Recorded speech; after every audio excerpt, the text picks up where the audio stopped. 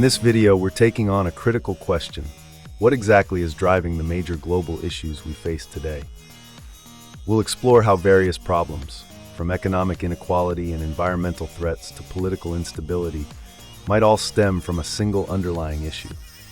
We'll explain why capitalism, particularly its role in perpetuating historical injustices like colonization and slavery, remains central to the ongoing challenges in Nigeria, Africa, and around the world. You'll see why this isn't just a theoretical discussion, but something deeply connected to everyday struggles, global economic imbalances, and even your own opportunities. Also, we'll propose practical solutions, including alternative economic models rooted in community and collective interests to sustain humanity and the environment. Curious about a fresh perspective on solving global problems? Stay with us for the full details.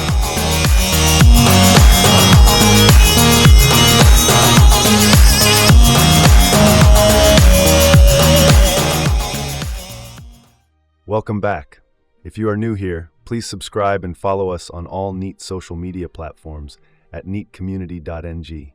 Also, it will be nice if you can turn on the notification icon so you can get notified each time we upload new content.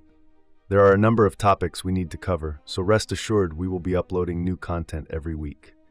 NEAT is an acronym for Nigerians Engineering Astounding Tomorrow. It is an initiative designed to bring together young and intelligent Nigerians who have what it takes to look beyond the challenges and divisions in the country and formulate a plan that would transform the nation and follow through with the plan. Right, let's get into the conversation. What is the global problem facing us today? There are several ways to frame this topic and the conversation, but we will just go with what is the main problem facing our world today. This perspective will help us figure out the main problem of the world. It is an important conversation because it is connected to the goal of building a sustainable nation. There is no way for Nigeria, and indeed African nations, to rise without understanding these issues and how they connect to the local problems. Individually, too, there is hardly any way to maximize the opportunities in today's world without understanding the intersection we want to talk about in this video. Generally, the issue or conversation of the global problem is multifaceted. Overall, one person's side of the story or viewpoint may not be the same as another person's. This means that what one person sees as the problem may not necessarily be the same as another person's. We will, over time, narrow these conversations down to specific problems and issues, but in this particular conversation, let's just focus on identifying what could be the main driver of all the problems. No matter what perspective you have on what the problem is, whether it is a lack of jobs, environmental issues, economic pressures, moral decadence, differences in religious viewpoints, political positions, or whatever, there must be a global problem that is driving it, and we need to figure it out, or at least find something to blame for it. As you may have noticed from any of our previous videos, we had discussed this topic from a Nigerian and indeed African perspective. We had discussed in the past that the problem of Nigeria, whether it is exhibited through poor governance, weak institutions, fraudulent business dealings, heavy-handedness from government officials on the people, the flagrant disregard of institutional structures to unleash chaos and oppression on the people, misunderstandings between people, or whatever way chaos is experienced in Nigeria, they are all parts of the same problem, which boils down to colonization. We had also explained that colonization is to blame, not because of events that happened in the past, but because the events that were initiated then still live on today. In the video where we discussed the ultimate solution for Nigeria, we mentioned that colonization is better seen as a mindset that started from slavery and continued through colonization. That mindset didn't shift or move during what many Nigerians define as independence, but only shifted structures by adjusting colonization from indirect rule to invisible rule. In that video, it was argued that the mindset that drove slavery or colonization, whether by indirect rule or the present invisible rule, is the capitalist ideology. Some people kind of push back on this, arguing that putting the blame of Nigerian and African predicaments on capitalism is very wrong. But are they right to make such an argument? What do you think? You don't really need to answer that now, because this conversation is in many ways an expansion of that argument. It is trying to present a perspective that supports that capitalist ideology is responsible for Nigerian, African, and indeed global challenges experienced in many forms. So rather than debate it, maybe you should hear the full argument first. Let's start by describing capitalism. What is it? It is basically a notion that he who has and controls the money dictates the play. It is also based on the notion that money makes money, and the money that one money makes make another. This is better illustrated in the principles of compound interest, which essentially argues that money in the control of a person will grow exponentially unless such a person halts that process. It means that provided you have or had control of the initial capital in the system and decide not to halt the process, your control on assets and economic direction will continue to grow. The first problem with this is that it entrenches whatever event may have occurred in the past. Imagine those who acquired money through slavery operations in the past. Through the principles of capitalism, they were able to continue to compound their grip on assets and dictate the economic direction. Some people argue that capitalism isn't that bad because it presents an opportunity for all to compete, and that the asset compounding process is not infinite, but can be broken at any point following the law of demand and supply. In other words, they say that what determines whether an individual will be forced to halt their asset growth process depends on natural forces of whether the underlying asset or product is still in demand by the contemporary world. By this school of thought, someone who acquired money in the past could, because they invested in processes or products that are no longer in demand, easily lose those assets. This creates an opportunity for the asset growth to move from one person to the other, they say. The problem with this school of thought is that it does not necessarily align with reality. To begin with, it does not address the first problem that those who acquired money through whatever means they did can, through the capitalist ideology, compound that growth. The other is that the fundamental demands of humanity are relatively the same. Things like shelter, food, communication, and financial infrastructures are relatively the same. Early control on any or all of these is effectively perpetual control on them, and indeed, all the other adjacent assets. But most importantly, capitalist ideology does not just operate in isolation. It is not just about the compounding of money or assets, but it is interlinked with several other things, such as legal, religious, and moral trajectories. It is a baseline for several other structures, especially the legal and religious structures. In the past, moral laws were distinct and sometimes opposed to the capitalist ideology. But in recent times, more and more legal codes are written to entrench the capitalist ideology. What that means is that the legal and what is often believed to be the religious landscape is wired to support the compounding of assets, especially by those who acquired it first. This means that instead of the so-called forces of demand and supply triggering the breakdown of asset compounding, it is doing the opposite. It is helping those with significant hold on assets to compound them, while those with smaller assets see themselves lose them frequently. What this means is that instead of what is expected, where the forces of demand and supply drive the breaking of the exponential growth of an individual's hold on assets, it is only working for many, but not the few who had a significant hold on assets in the past. These few, through dictating the moral, religious, and political landscapes, create environments or codes that help them to continue compounding their assets while many others lose theirs. The other thing that is driving this is that this few are hardly interested in acquiring new assets or expanding the economic trajectory, but recapturing what was previously owned by the others. So yes, no matter what way we look at it, the capitalist ideology is the problem of Nigeria and Africa. But it is not just Nigeria and Africa, it is a global problem. Let's start with how it is a problem to Nigeria and Africa.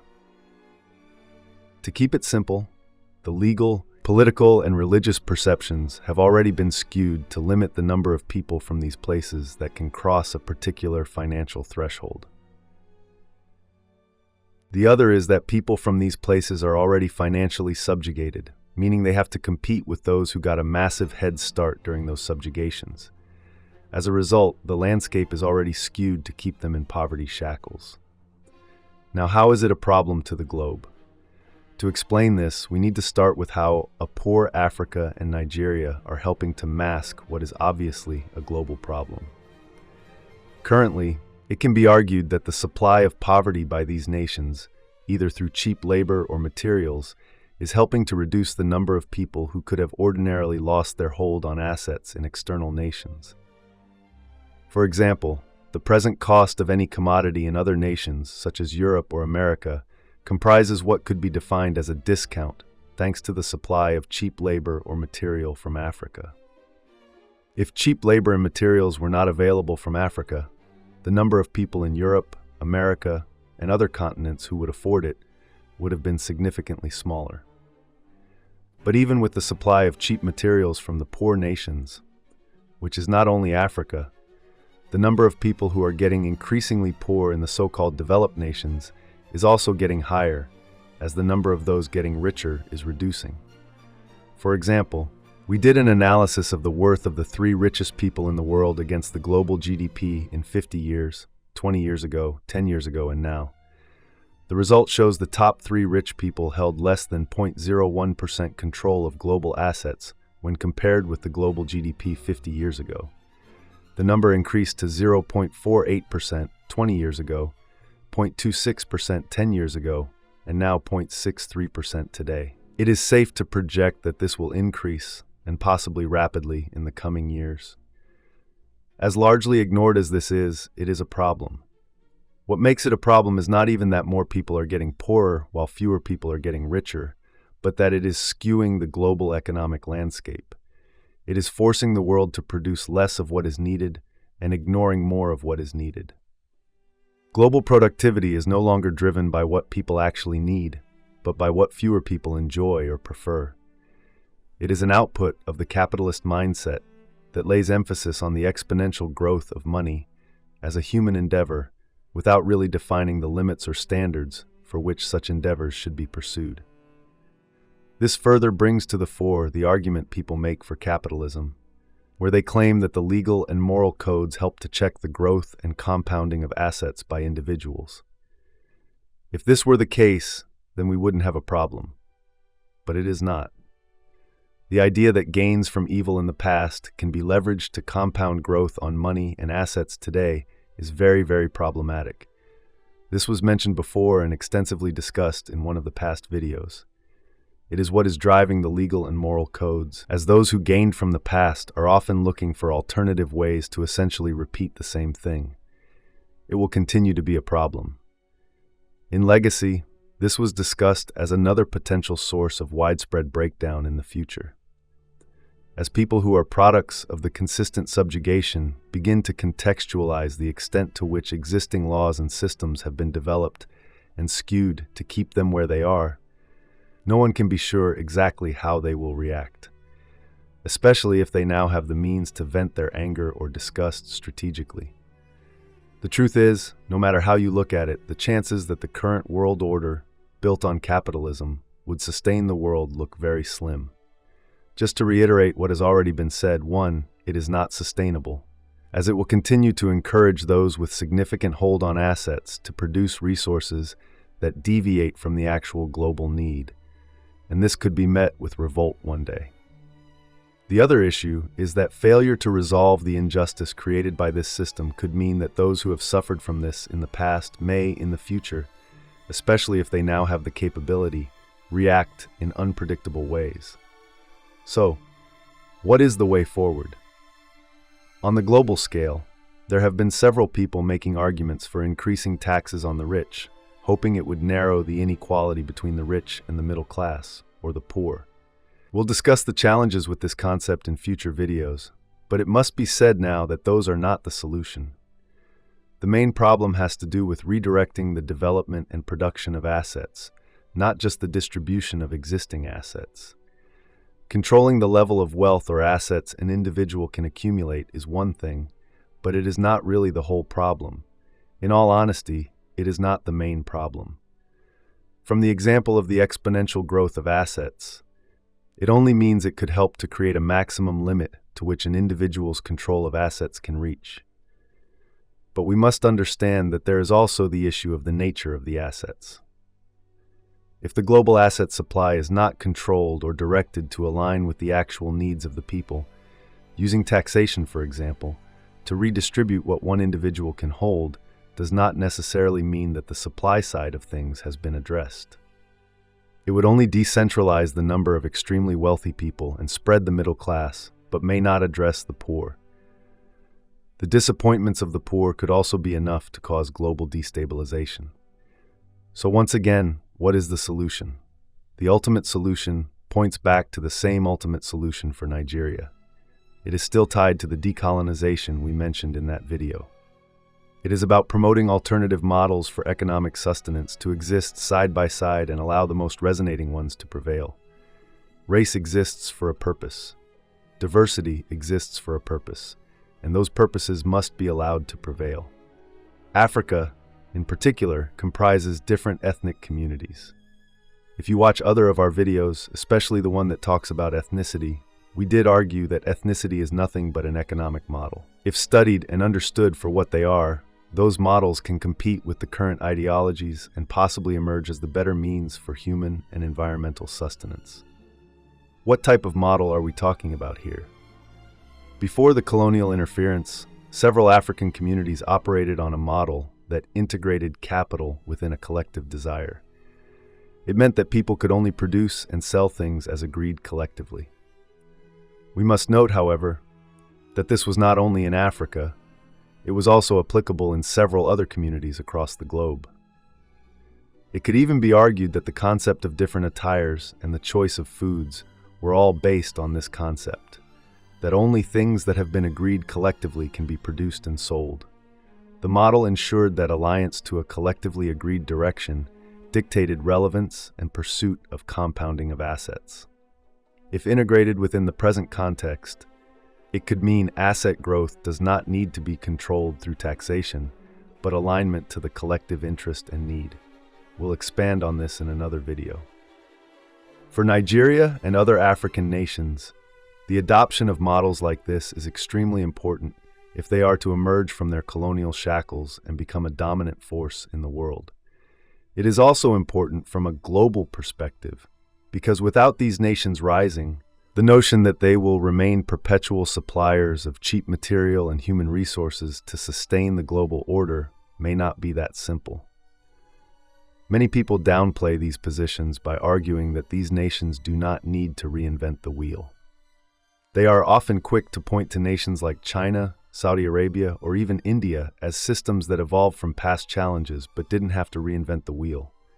The thing is, as much as some parts of that argument are true, the reality is still that they all had to figure out a way to blend into the system. This didn't necessarily mean playing by the existing rules. This is particularly true in the case of China. The other part of the reality is that the progress of these nations also incorporates the forecast of perpetual unwitting human and natural resource supply from African nations. It ignores that even if these nations do not rise strategically, the system is not sustainable. For these African nations in particular, it does not make any sense to wait for global unrest to be free from these colonial shackles. Whichever way we look at it, the rise of these nations is very important to global sustenance. In the video that talks about the ultimate solution for Nigeria, we mentioned that the path to this is constitutional development. The current 1999 constitution, in reality, is not a constitution, but a military enforcement on the communities and their people. There is hardly any logical thinking behind it, other than trying to copy an American system without fully understanding the architecture of the American system. Such a document cannot continue to exist if Nigerians and indeed the world want to progress. Reviewing and adopting a new system is one of the reasons we have the NEAT initiative. You can join this effort to solve not just Nigerian problem, but global problem. Visit the website to begin. Thank you, and see you in the next video.